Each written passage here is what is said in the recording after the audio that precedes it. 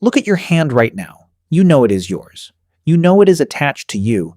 You know that you are the one looking at it. That knowledge, that quiet certainty that there is a you behind your eyes feels so obvious that it barely registers as remarkable. But it is perhaps the strangest thing in the known universe. And the question of whether any other creature on Earth shares even a fragment of it has been driving scientists to the edge of what science can actually answer for over 50 years. Do animals know they are alive? The honest answer is that we are not sure, and the more carefully researchers look, the stranger and more unsettling the picture becomes. In 1970, a psychologist named Gordon Gallup Jr. did something simple. He put a chimpanzee in a room with a mirror. At first, the chimp did what most animals do. It treated the reflection as another animal. It displayed, it threatened, it called out. Then something shifted. Within days, the chimpanzee began using the mirror to inspect itself. It examined its own teeth. It looked at parts of its body it had never been able to see directly. It used the reflection the way you use a mirror in the morning. Gallup then marked the chimps with a small, odorless dot of red dye on their foreheads while they were sedated. When they woke and saw themselves in the mirror, they reached up and touched the dot on their own face. Not the mirror, their own face. They knew the reflection was them. This became known as the mirror self-recognition test, and what it revealed split the animal kingdom into two categories in a way nobody had fully anticipated. Most animals fail it completely. Dogs ignore the reflection or bark at it. Cats walk away. Most monkeys, despite being close relatives of chimps, treat the mirror as a stranger for the rest of their lives. But chimpanzees pass. Bonobos pass. Orangutans pass. Dolphins, tested in a version adapted for their underwater world, pass. Elephants, when given a mirror large enough to see themselves, reach up with their trunks and touch the marks on their own faces. Magpies, birds with brains built completely differently from any mammal, pass. And here's where it gets philosophically uncomfortable. Passing the mirror test is thought to require something scientists call self-awareness. The ability to model yourself as a distinct entity separate from the world around you. The ability to recognize that the thing in the mirror is not the world. It is you. And if that is true, then dolphins and elephants and certain birds are not just alive. They know in some sense that they are. But what does knowing you are alive actually mean? Antonio Damasio, a neuroscientist at the University of Southern California, spent decades arguing that consciousness is not a single thing. It is a hierarchy.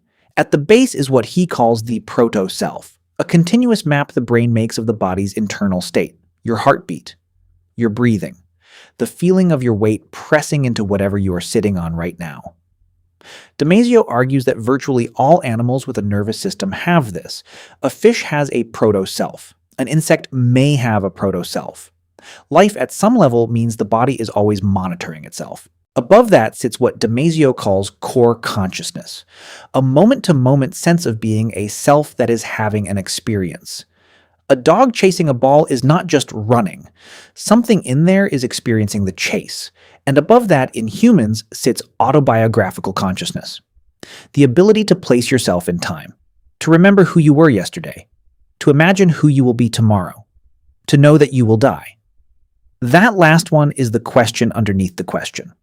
Because knowing you are alive, in the deepest sense, might require knowing that you will not always be alive. There is evidence, uncomfortable and disputed but real, that some animals understand death in ways that go far beyond instinct. Elephants return to the bones of their dead. They touch them with their trunks. They linger. Researchers like Karen McComb at the University of Sussex have documented elephants showing significantly more interest in the skulls of other elephants than in the skulls of other species or in rocks of the same shape and size. They seem to recognize something in the remains of their own kind.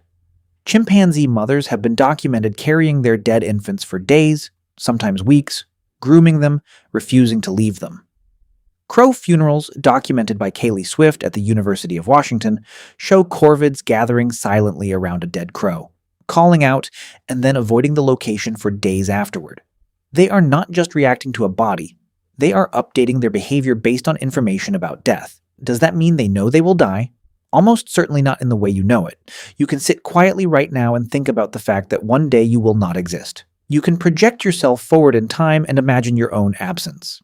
That specific terror, that awareness of personal mortality, may be uniquely human. But something is happening in the elephant standing at the bones of its family. Something is happening in the chimpanzee mother who will not put her infant down. Something older than language and older than philosophy is registering the difference between alive and not alive. And that difference at some level implies an understanding of what alive means. Here is what makes this more than a scientific curiosity.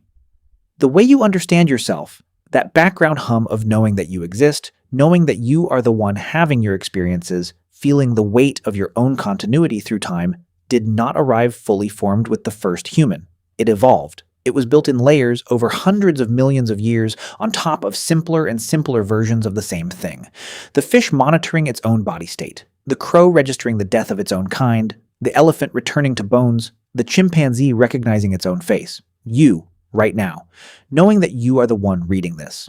These are not separate phenomena. They are points on a single line, and the line did not begin with you. Look at your hand again. That sense of ownership, that quiet knowing that it is yours and that you are here, is not something that appeared from nowhere. It is the latest version of something ancient, something that has been building layer by layer since long before your species had a name for it. You know you are alive, and somewhere out there, in forms you would barely recognize. So might they.